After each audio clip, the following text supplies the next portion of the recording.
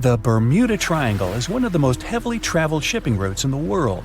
Some skeptics believe that this fact solves the Bermuda Triangle mystery. Statistically, the busier the area, the higher the frequency of accidents and disappearances. While this makes sense, it's not the frequency of disappearances that's responsible for the mystery of the Bermuda Triangle. It's the lack of explanation or wreckage found. On his very first voyage to the New World in 1492, Christopher Columbus sailed through the Bermuda Triangle. Columbus reported that one night, when he was on the deck of the ship, he noticed a giant light appear in the distance, unlike anything he'd ever seen before. Columbus looked at his compass for direction, and it gave off erratic readings. You might have noticed that the Bermuda Triangle doesn't appear on any world map. This is because official institutions refuse to acknowledge that the area actually exists. No one exactly knows how many ships and planes have disappeared in the Bermuda Triangle. The rough estimate is 50 ships and 20 planes. Most of the time, the disappearances had no explanation and no wreckage has ever been left behind. When the TBF Avenger planes went missing, a massive search operation was conducted. Boats and planes searched the Bermuda Triangle for any signs of the aircraft. One of the boats searching was a PBM-5 Mariner airboat. The airboat took flight at 7:27 p.m. and called in a routine radio message 3 minutes later. Then, it was never heard from again. No trace was ever found of the rescue airboat or the 5 Avenger aircraft. A huge investigation was launched into the disappearance of all these vehicles, but nothing was ever discovered. The Bermuda Triangle is home to some pretty intense and unexpected weather. Storms build up quickly and unexpectedly, then disappear soon after. If you blink, you might miss it. This could explain why few distress signals are issued. Pilots and sailors never saw the weather coming. A popular theory suggests that rogue waves are responsible for the many disappearances. Rogue waves are called extreme storm waves by scientists. They occur when different weather patterns take place at the same time and cause large, unexpected waves that reach up to 100 feet tall.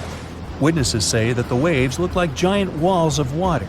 These waves could explain why ships go down fast and without leaving any trace. Just off the coast of Japan, you'll find the Bermuda Triangle of the Pacific Ocean.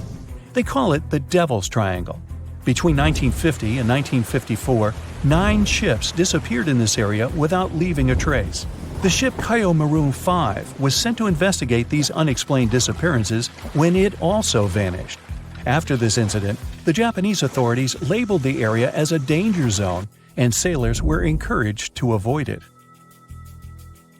Some people blame all disasters on the extraterrestrial paranormal activity. Others suppose it's all about raging natural phenomena. Some scientists believe the cause of anomalies is the environmental changes. Also, there's a really high concentration of methane hydrates on the bottom of the ocean in the Pacific Bermuda area. This gas tends to set off, and when it happens, bubbles start forming on the surface of the water. These gas eruptions can interrupt the ability to float and can easily sink a ship. Because of this chemical reaction, there won't be even a trace left. Underwater volcanoes are said to be another possible explanation for the Japanese Dragon's Triangle. In fact, they can take down even small islands. Luckily, nobody lives there. It's a pretty common thing in this area that some of them disappear underwater and others appear out of the blue because of seismic activity. You'll never find the Dragon's Triangle on any official map of the world, so nobody's quite sure about how large it is in reality. In July 2015, 2 teenagers disappeared after setting sail off the coast of Florida. There's some mystery about what the 2 teens were really getting up to.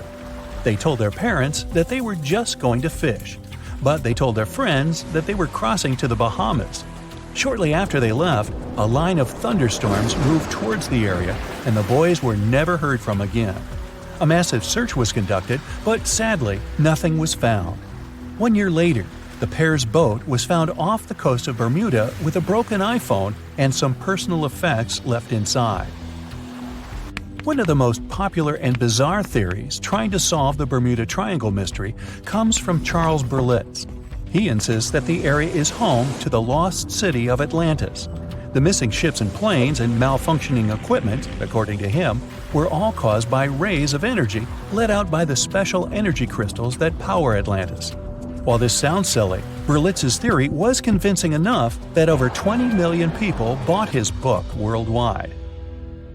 Previously, the compass wouldn't work well in the Bermuda Triangle since the lines of the two poles coincided here, true north and magnetic north. But if you fall into this line, your compass will behave strangely. But the magnetic north is constantly shifting, and now it's far beyond the triangle.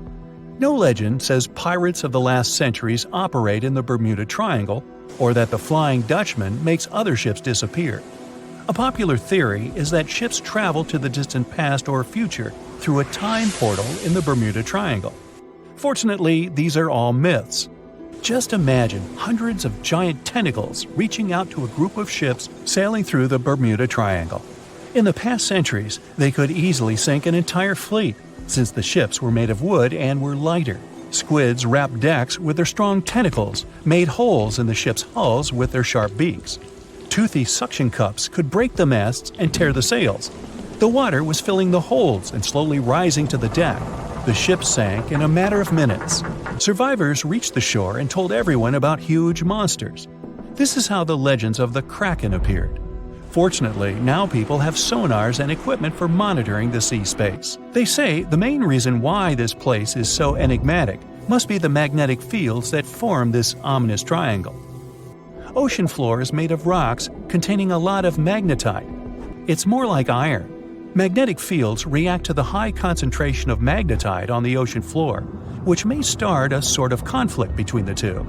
It can often lead to various weather anomalies and, as a result, navigation issues. And naturally, any changes in the ocean floor or the Earth's magnetic fields influence the Bermuda Triangle a lot. Magnetic fields tend to shift their position, so do tectonic plates and even the continents, even though we never notice it. The skies are usually very clear there, but back in 1883, some people witnessed abnormal things in the area. Some claim to have seen large blocks of ice falling from the skies, and the crew even managed to save one as hard proof. Seems like the Bermuda Triangle has an alternate not only on Earth, but even in space. Spacecraft usually don't disappear into thin air though, like there's no air. This anomalous area is really large and stretches right above the South Atlantic. It occupies the area from Chile to Zimbabwe and sits right at the point where Van Allen radiation belts are the closest to the surface of our planet. The Earth has two such belts, which come in handy trapping the particles that shoot in from the Sun. They do a great job protecting the Earth from radiation. The magnetic field there is lower, so it allows the Earth's radiation belt to come closer to the surface.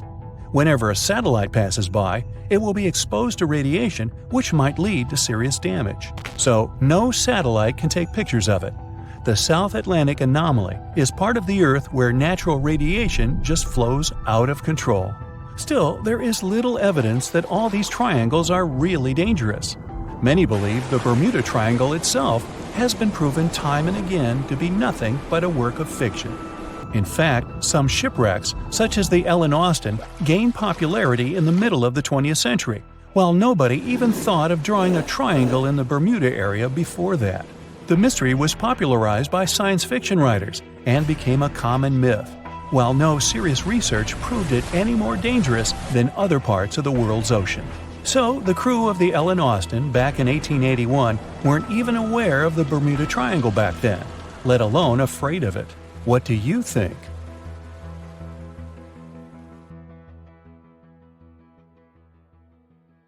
So, a mysterious discovery was made deep in the Red Sea, the so-called death pools. Woo, that's scary.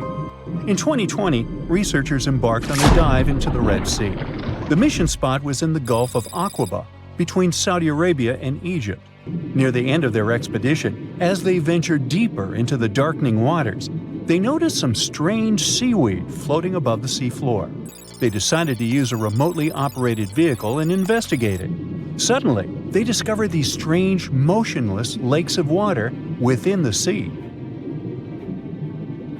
These are called brine pools. They're basically pockets of salty water deep on the ocean floor. And when I say salty, I mean it. Sometimes they're up to 8 times saltier than the ocean water itself. Mysteriously, they don't mix well with the surroundings. They formed millions of years ago, sometime during the Miocene epoch, back when weird creatures roamed the Earth, like me, and deeply buried mineral deposits dissolved into the water. The largest pool spans about 170,000 square feet. Meanwhile, 3 smaller ones are under 107 square feet each. At first, this discovery didn't seem that scary. But here's why they're so horrifying. Not only are they disgustingly salty, they also lack oxygen. Now hold on a sec, isn't that normal for something that's underwater? Well, it turns out the Earth's waters are full of oxygen, and at least half of this element on our planet comes from the oceans. Just like plants on land, marine plants such as phytoplankton, seaweed, and algae munch on sunlight and produce oxygen through photosynthesis. They release lots of it into the surroundings. Marine life then eats half of it, so only about a quarter of the oxygen that we breathe actually comes from the oceans. Just like us, sea creatures need this element to survive. Without it, they can't breathe and support their metabolism to live. That's why these pools are super dangerous for most of them. It's like a puddle of thick syrup for bugs. When they get in, the poor things immediately suffocate and pass away. Which is why the pools are surrounded by a graveyard of marine animals. But let's see how these things can exist in the first place. Have you ever tried making ice cubes from salty water? Spoiler, it's pretty hard.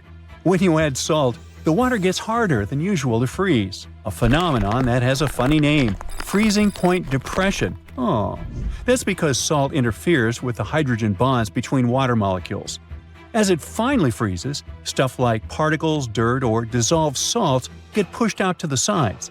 As a result, the salt's kind of squeezed out of the ice crystals and gets trapped near the edges in small bubbles or pockets. Something similar happens in the ocean when seawater starts freezing under super cold polar caps.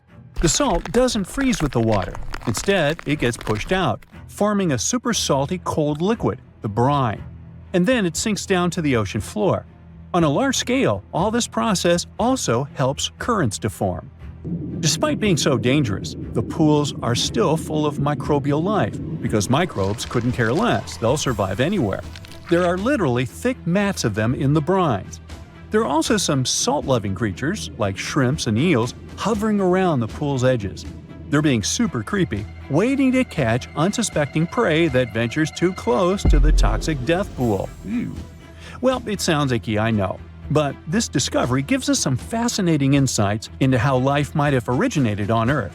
We already know from the evolution theory that we came from the ocean, but now scientists think that life might have begun in the deep sea in some super dark, oxygen-free places. These brine pools are like time capsules. They're one of the closest things we found to the early Earth.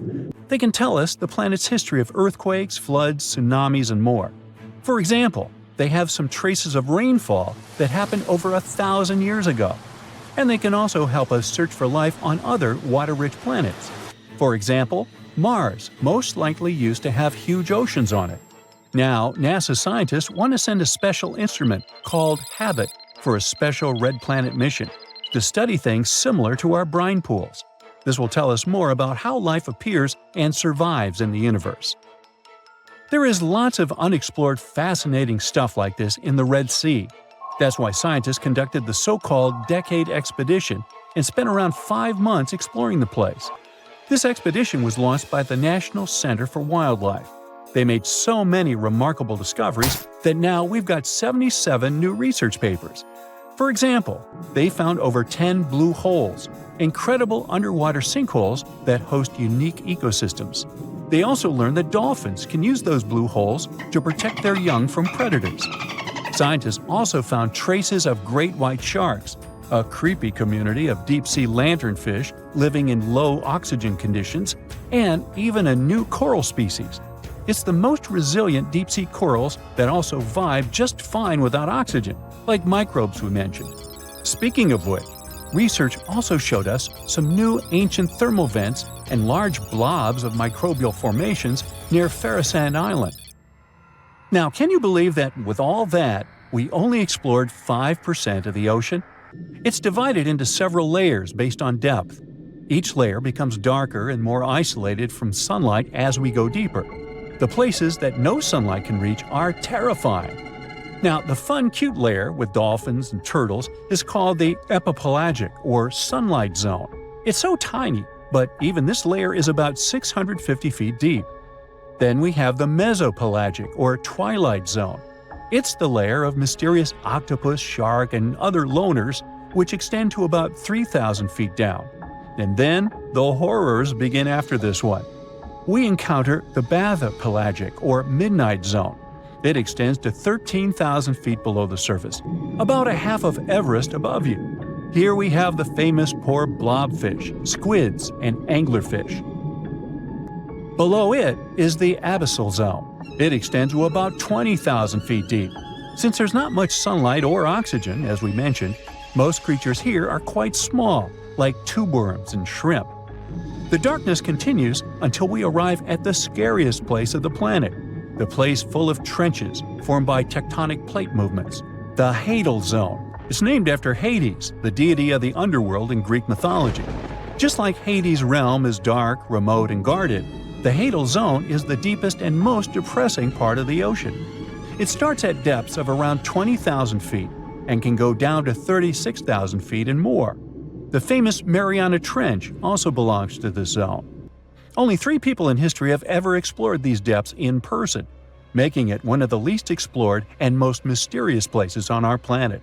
However, despite crazy high pressure, near freezing temperatures, and complete darkness, there are still things who manage to survive here. Guys like amphipods, which are critters who feed on dead material sinking from above, and the Hadal snailfish, which lives as deep as 27,000 feet. So scientists used to assume that if there's no sunlight, there wouldn't be that much oxygen around. But one day, a research team decided to measure the levels of oxygen in one of those deep zones. Surprisingly, the levels were super high. They checked the equipment thinking that it was malfunctioning, but nope, all the sensors showed the same thing. Turns out the oxygen was somehow generated by rocks. These small potato-sized rocks on the seafloor are called polymetallic nodules. They're rich in metals like copper, nickel, and cobalt, and they're basically like small batteries. When you put a battery in salt water, it can produce bubbles of gas, a process called electrolysis. In the same way, these rocks create tiny electric currents, which are powerful enough to produce the same gases, splitting water molecules into hydrogen and oxygen. It's the first time we saw oxygen being produced by some non-living minerals. This is what scientists now call dark oxygen. It turned out that about half of large marine species, or megafauna, were living just on dark oxygen alone. All these discoveries are reshaping our understanding of where and how life could evolve. It means that we might be able to find life on other planets or satellites with low oxygen conditions, like Enceladus and Europa, the moons of Jupiter and Saturn, and they have large bodies of frozen water on them. Wow! Most of the ocean is still shrouded in mystery, whether we're talking about dark corners or creatures that are hiding in the depths. But sometimes, it gives us a peek into scary things it hides in its cold, dark depths. Like when you hear on the news that there are some deep-sea creatures washed ashore after a powerful storm once again. Some just look weird, while others are real monsters that live at depths of more than 3,300 feet. The coldest and deepest parts of the ocean have created one specific phenomenon called gigantism.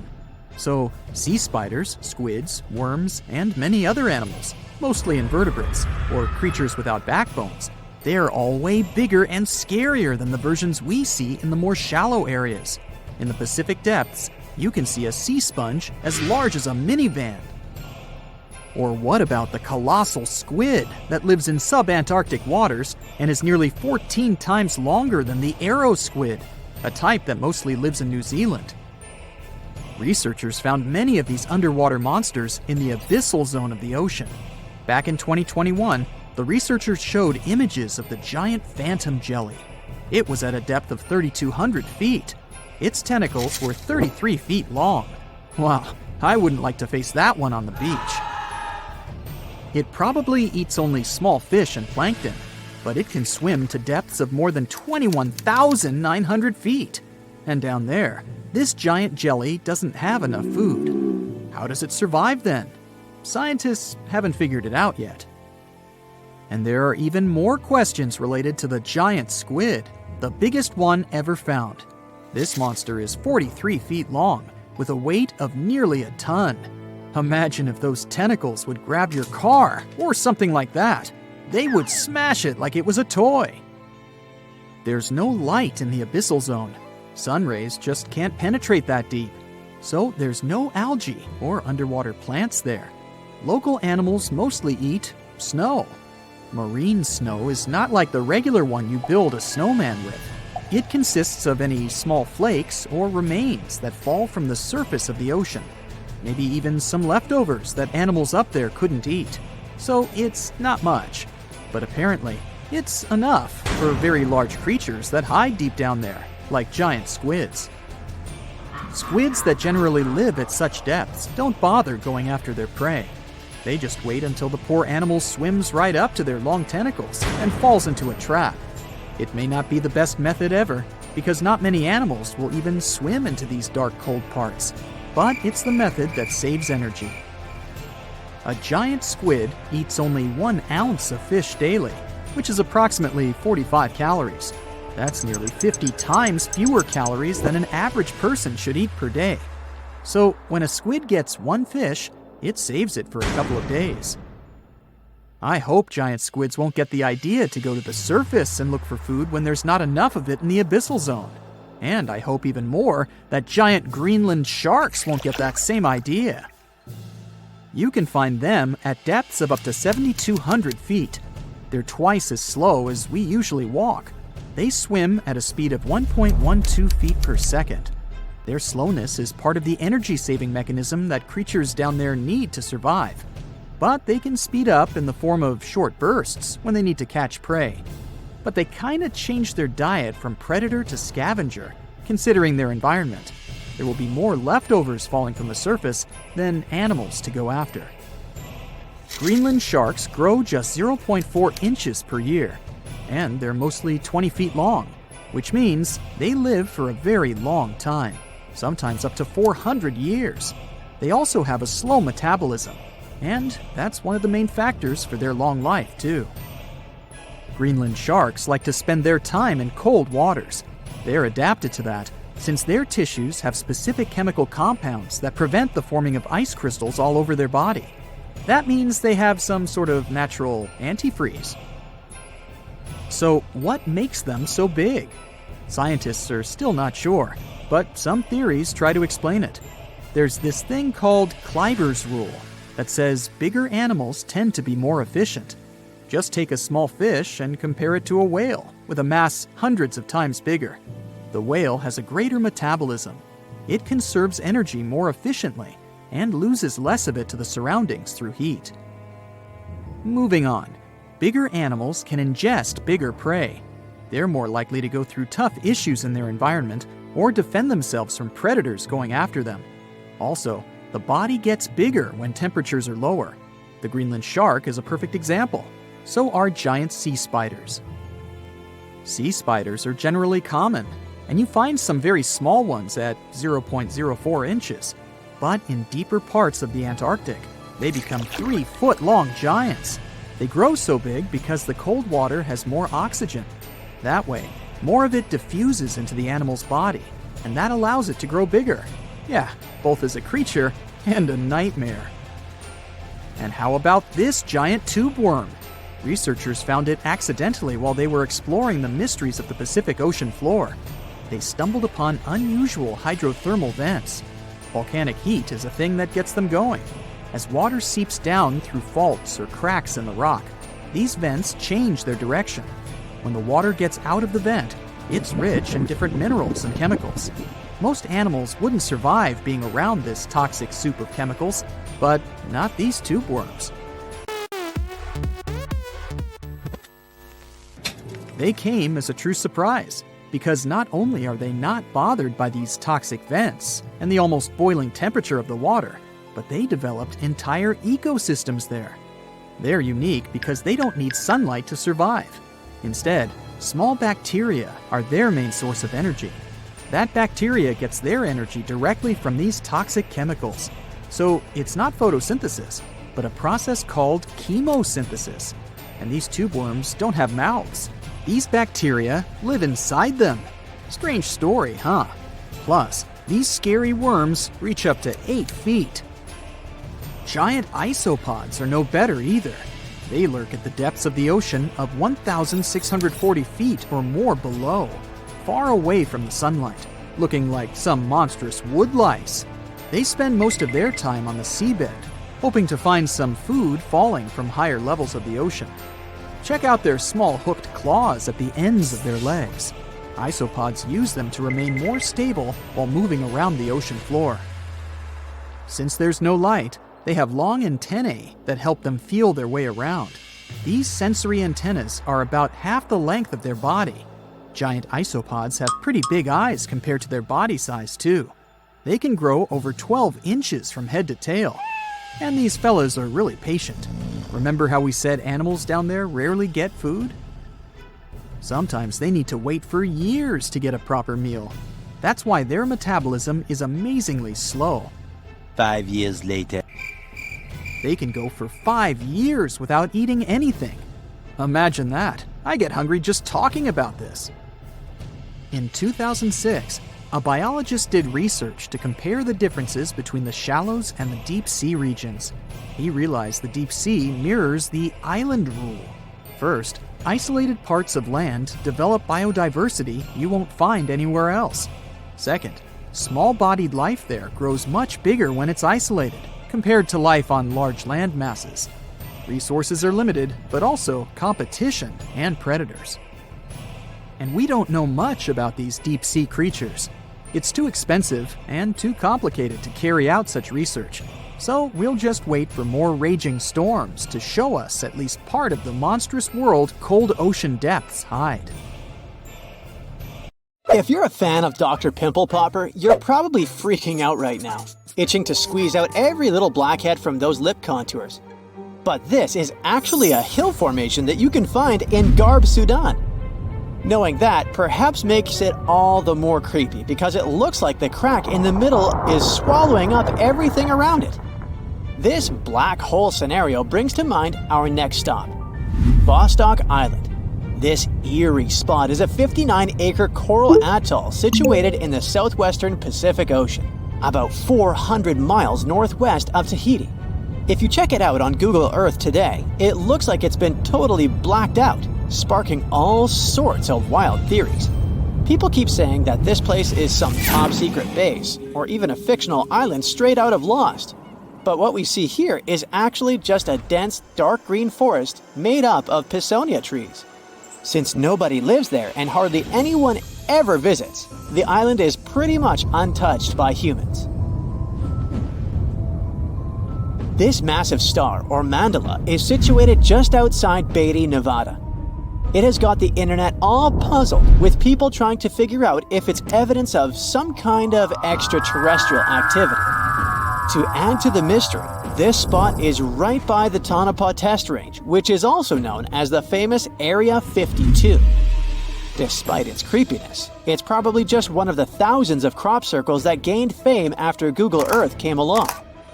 This spiral formation right here is also located in Nevada, and it definitely looks like another chilling crop circle. But things get even stranger if you use the street view option.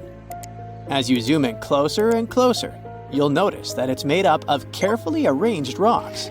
This labyrinth, so to speak, is part of an open-air museum situated in the ghost town of Rhyolite.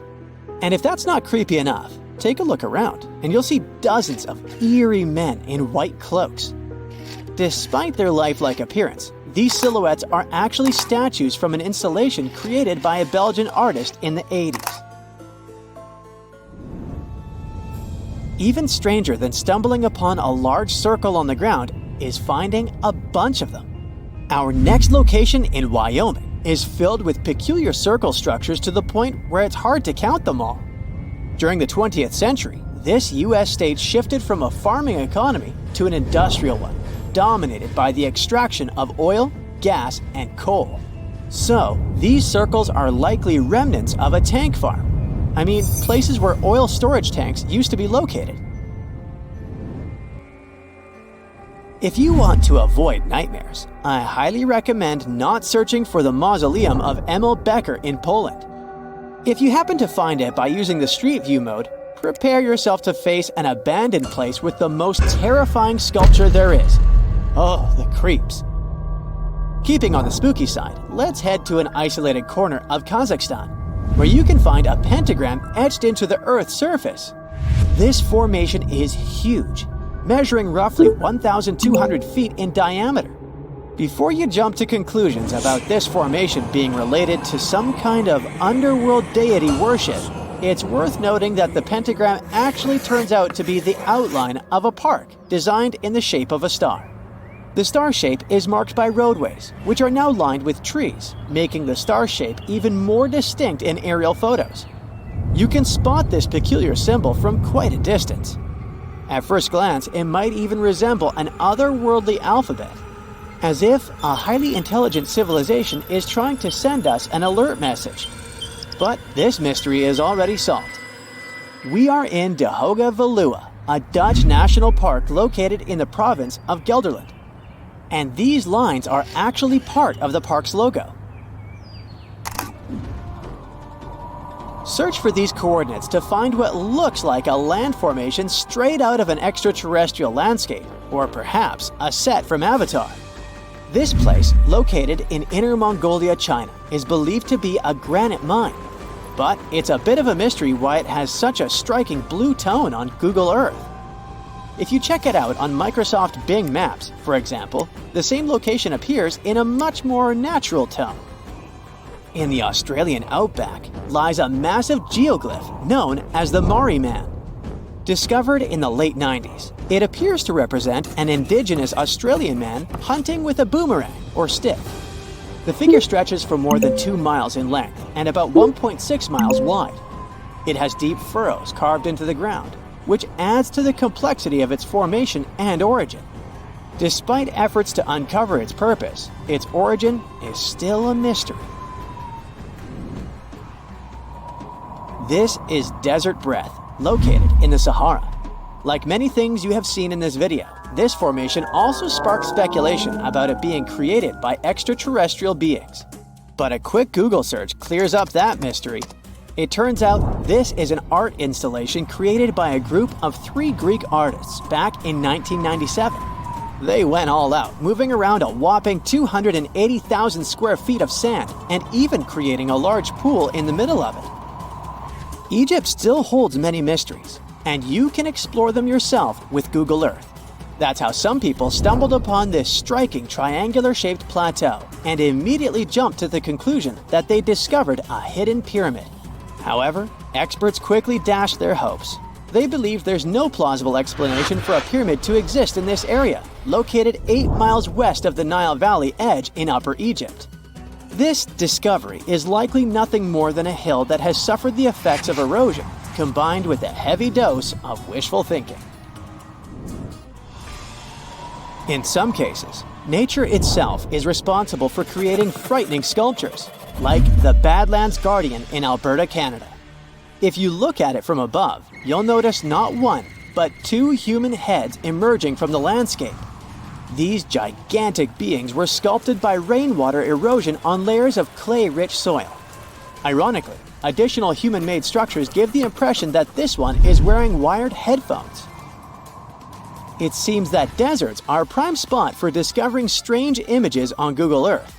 So our next stop is China.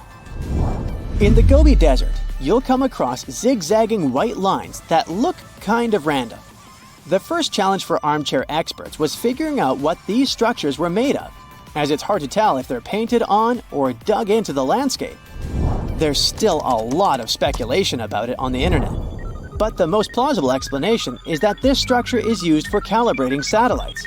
This way, satellite cameras can focus on these large grids to orient themselves in space. Check out this intact plane that seems to have sunk beneath the ocean off the coast of Crooked Island, Bahamas. Some viral videos claim it's a crashed plane belonging to the infamous Pablo Escobar.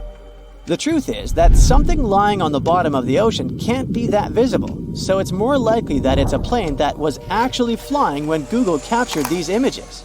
However, there is a strong belief that Pablo Escobar did have a plane that crashed nearby, but it was in another part of the Bahamas known as Norman's Cay.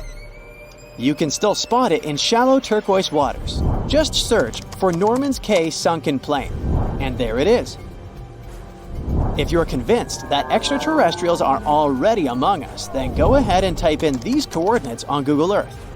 Explore the area using Street View, and wow, what is it? Of course, we're not talking about visitors from other planets, but this shadow of a gigantic creature still gives me the creeps.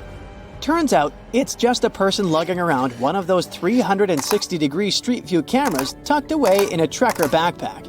So hey, if you take a good look around Google Earth, you might stumble upon more of these elongated necked beings walking around the globe.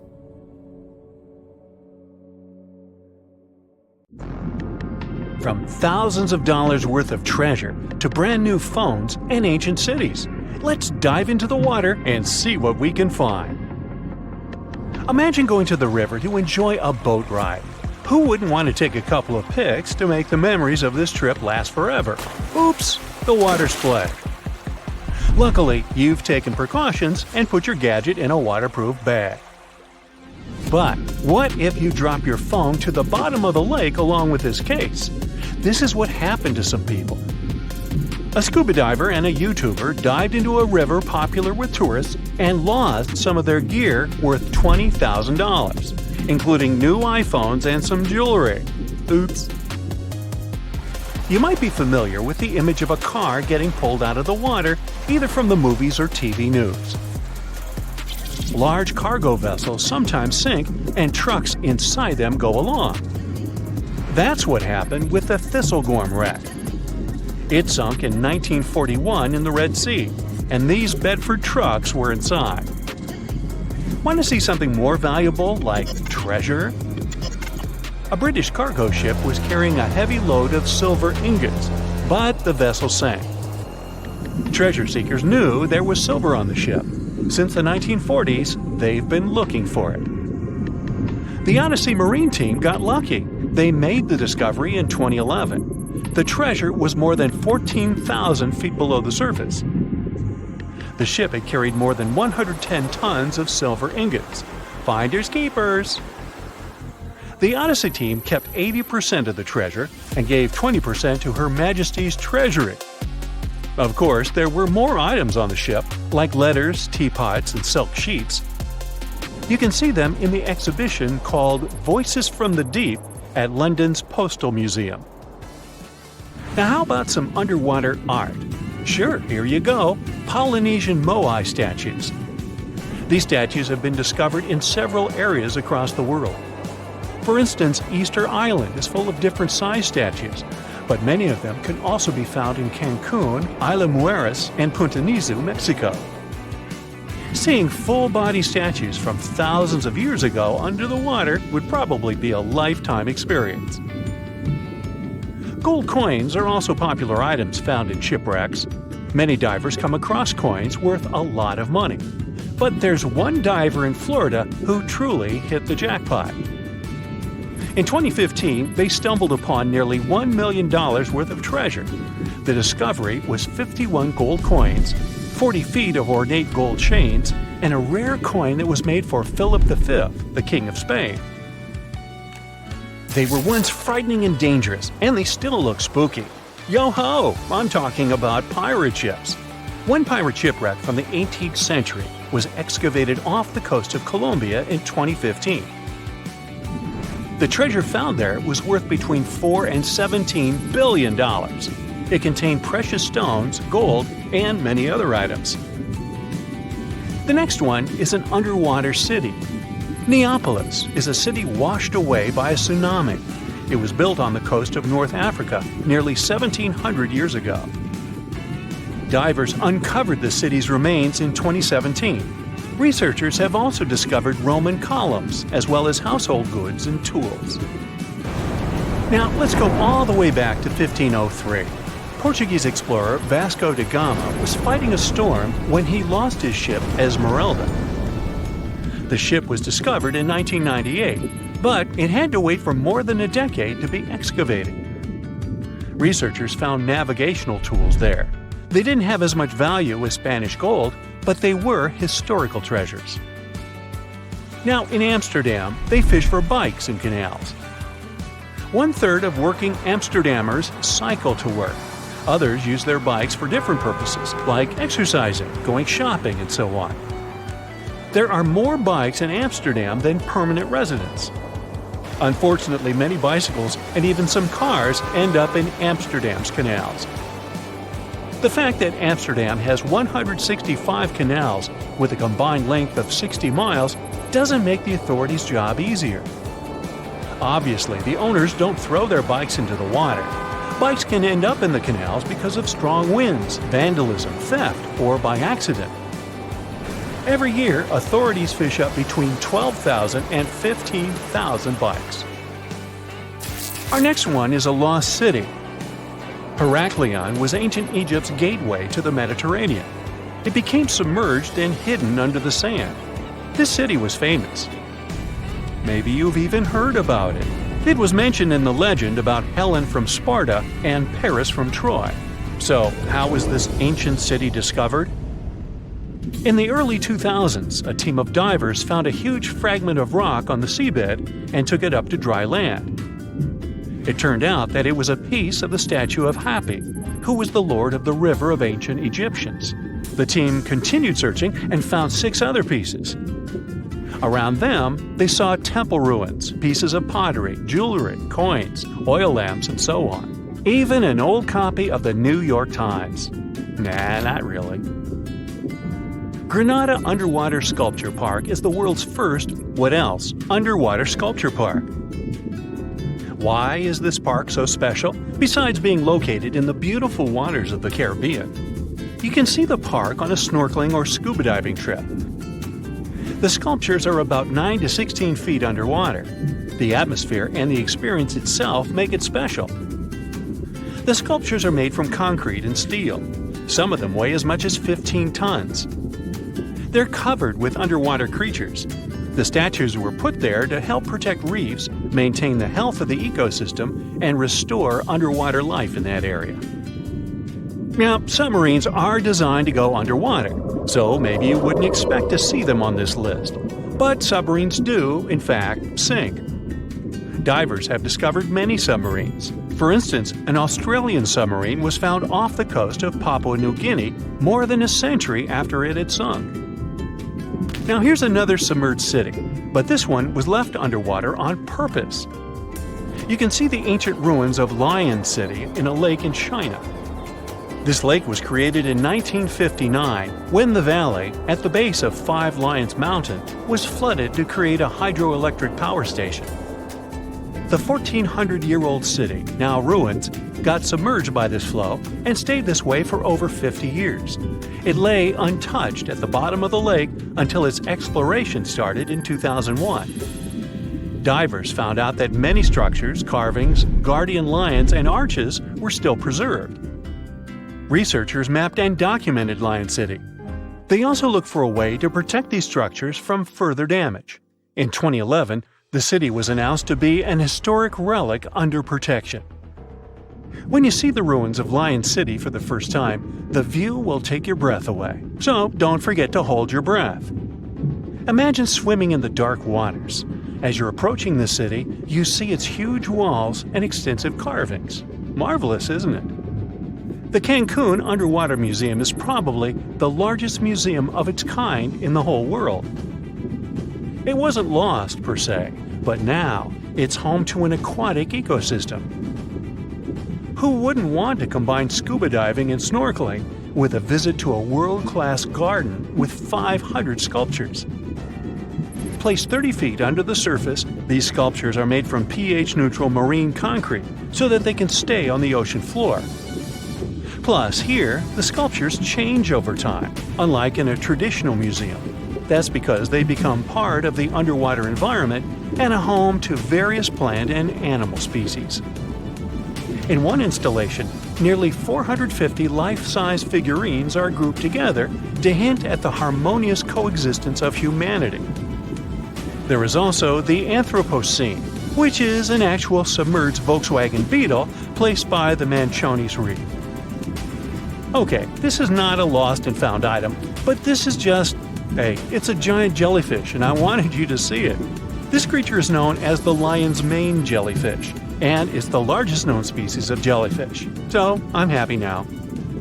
And have you ever discovered anything underwater? There are plenty of fish in the sea. Some of them look totally like Nemo or Dory. Then there's the butterfly fish and fancy guppy, which is indeed really fancy.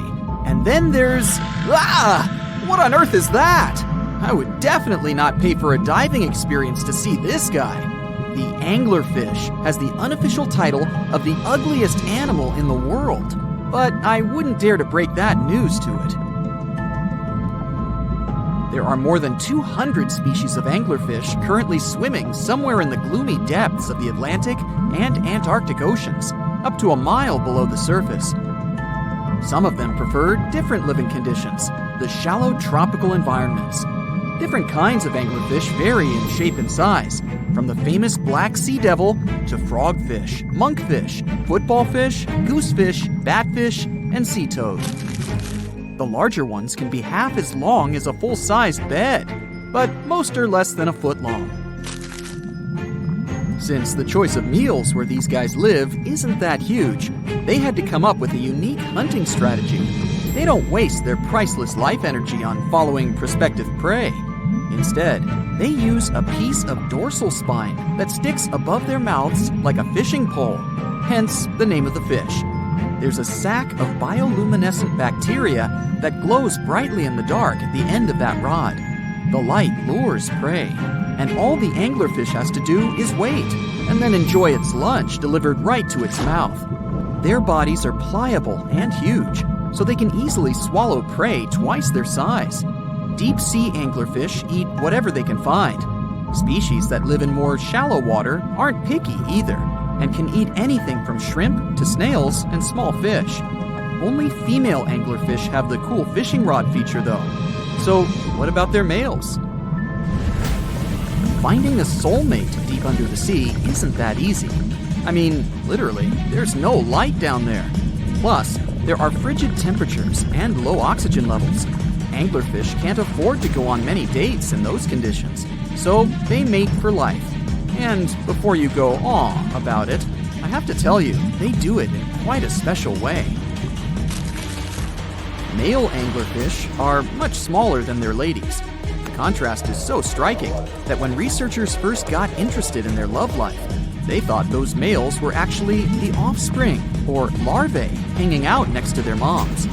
Certain anglerfish male species have receptors that alert them that there's a female nearby. After they mate, the male bites into his woman and stays attached to her head, belly, near her tail, and other areas he can access. While they morph together forever, the female fish gets the male's cells, DNA, and reproductive organs, but loses her immune response cells. The male gets free permanent housing and nutrition. Given the current real estate prices, it sounds like a dream. But that accommodation is shared by up to 8 males, and they can't move out if they ever feel like it. You're unlikely to meet this deep-sea fish in real life, but if you meet an anglerfish in your favorite video game, remember that you can easily outswim it and make it kinder to you with tranquilizing arrows. Once you befriend it, the anglerfish can be your scout and help you discover new areas with its bioluminescent pods. Back in the real world, down in the twilight zone of the ocean, about 650 to 3,300 feet down, the anglerfish isn't the only creature you're lucky you'll probably never meet.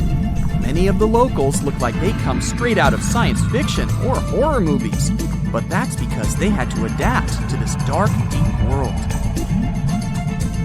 I did my best to get you prepared for the creatures you're going to meet, starting with the common fangtooth. They spend most of their lives deep down, but at night, they move toward the surface to snack. These guys are more active than most other deep-sea dwellers. They don't wait for food to come their way, but actually follow it, and then get it with their long, hungry teeth. They don't have a built-in light bulb like the anglerfish, so they've developed a great sense of smell and use as much sunlight as they can get there in the depth to get around. Sometimes, even the shadow of a passing by prospective prey is enough for them to switch to action mode. And though they don't look too charming, they're completely harmless to humans if you ever run into one of these guys. Stoplight Loosejaw sounds like a great name for an alternative band, but it's actually another deep-sea resident with sneaky hunting habits. It has special light-producing photophores under each eye. They emit green and red light like a stoplight, hence the name of the fish. Unlike other fish, these guys hardly ever leave the twilight and midnight zones. Their lower jaw is a quarter of the total body length, and the stoplight keeps it open all the time, hoping to get some lunch. It looks like a ferocious predator, but mostly prefers zooplankton, with an occasional dessert of shrimp, krill, and fish. I'm sure you didn't expect to meet a hybrid of an eel and a bird, but here it is! The slender snipe eel has a beak, much like that of a bird, with curving tips. The beak is equipped with tiny hooked teeth that the eels use to catch the antennae of delicious shrimp. And it sure is slender, stretching up to 5 feet and weighing only a few ounces.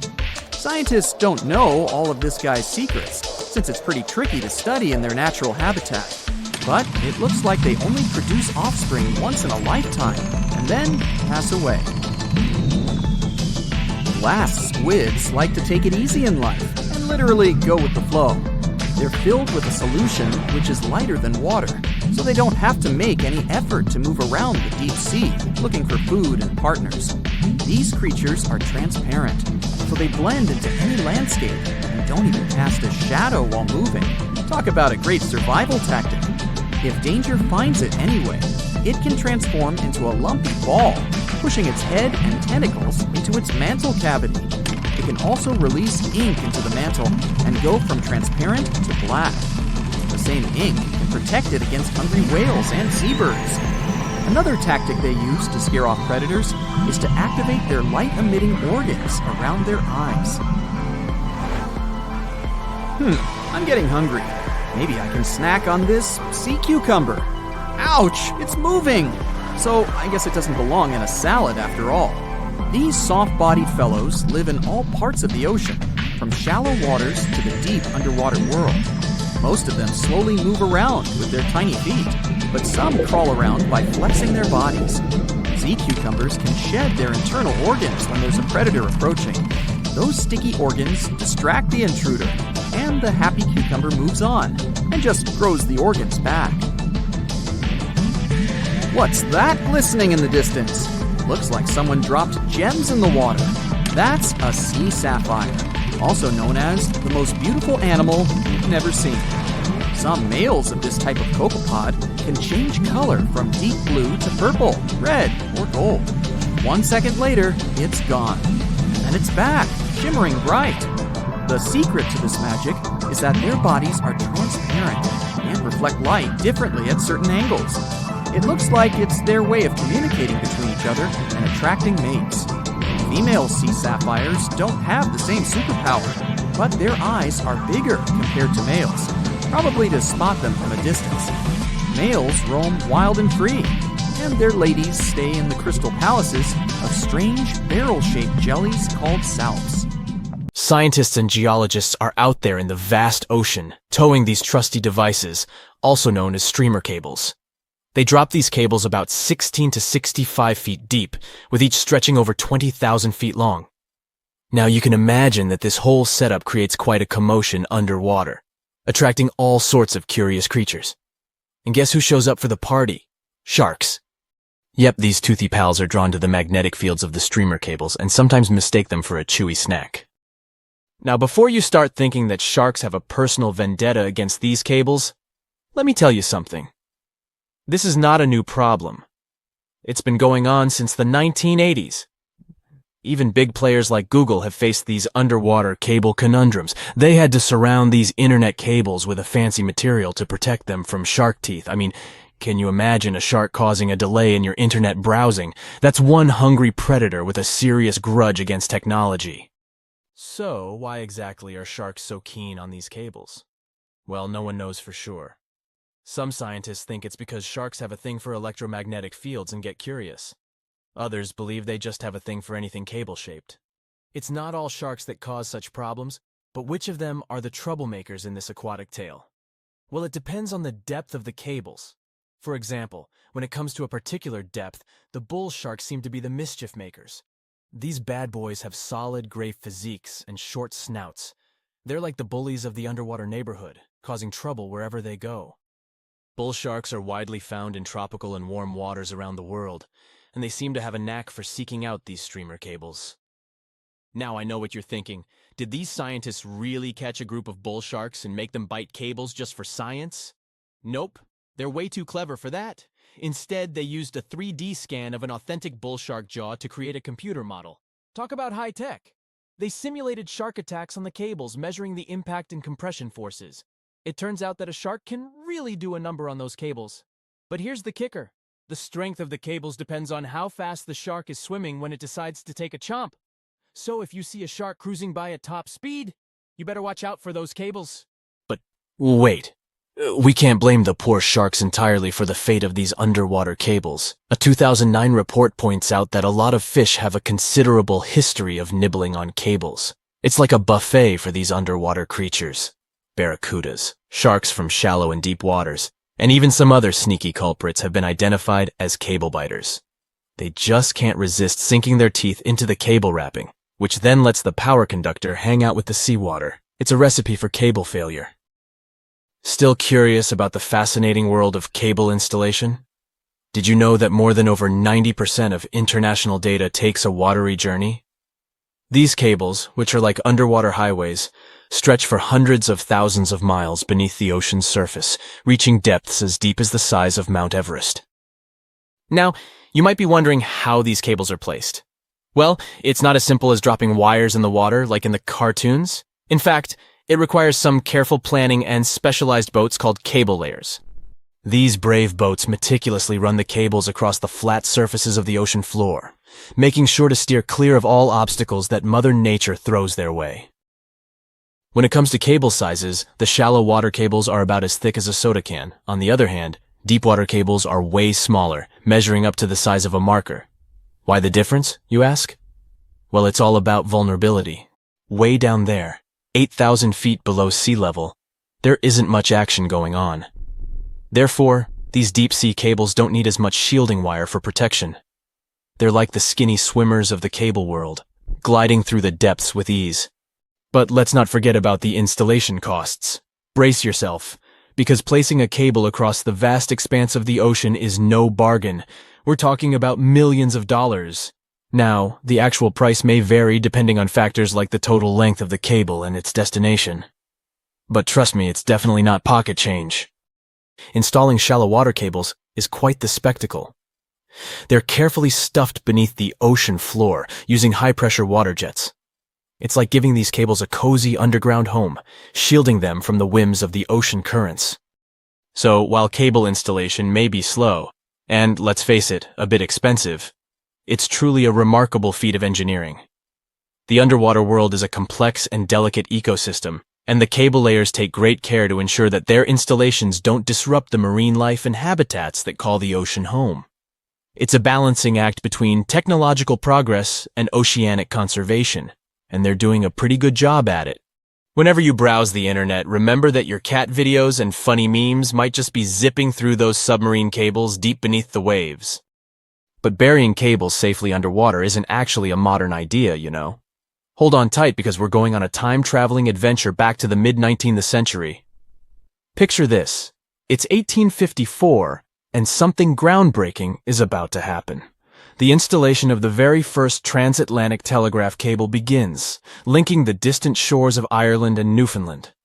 Now, before you roll your eyes and say, "Old news, buddy," let's remember that this was a pretty big deal back then. Fast forward 4 years, and the moment of truth arrives. The first transmission is sent through the cable, carrying a message that goes something like this. Laws. White House received 5-minute signal. Coil signals too weak to relay. Try drive slow and regular. I have put intermediate pulley. Reply by coils. Okay. Maybe not the most exhilarating message ever sent. But hey, they were just getting started. Now, let's put ourselves in the shoes of those remarkable folks involved in this undersea endeavor. Imagine being the lead electrician of the Atlantic Telegraph Company, also known as White House, in the message.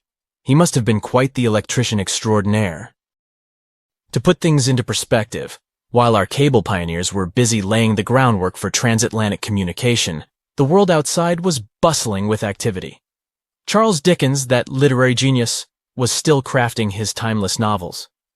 Meanwhile, a little settlement named Dallas was officially incorporated in the vast state of Texas.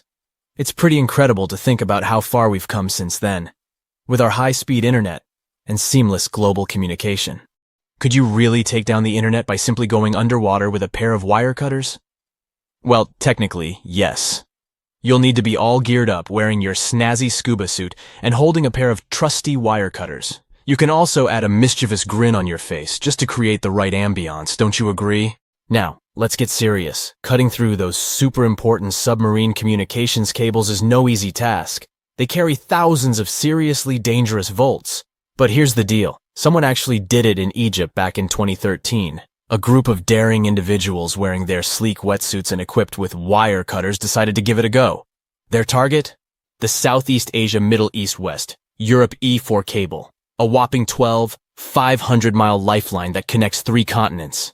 As soon as those mischievous cable cutters did their thing, chaos ensued.